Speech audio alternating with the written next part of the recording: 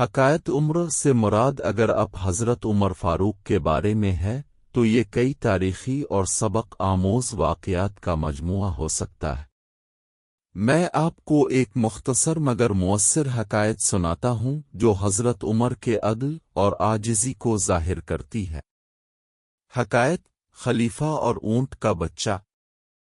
مدینہ کے بازار میں ایک شخص خلیفہ حضرت عمر کے پاس آیا اور شکایت کی، امیر المومنین، آپ کا بیٹا میرا اونٹ کا بچہ لے گیا ہے۔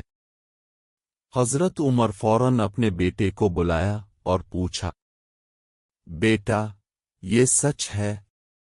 بیٹے نے کہا، جی میں نے خریدا ہے۔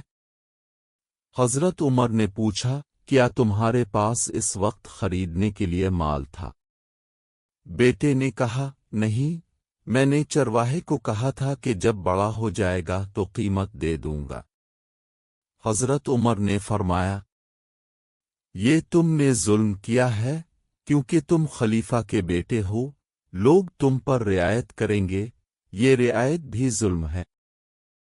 فوراً اونٹ واپس کرو۔ بیٹے نے فوراً اونٹ واپس کیا اور حضرت عمر نے شکایت کرنے والے کو خوش کر کے رخصت کیا۔ یہ واقعہ بتاتا ہے کہ حضرت عمر کے نزدیک عدل میں اپنے بیٹے یا قریبی رشتہ دار کی بھی کوئی رعایت نہیں تھی۔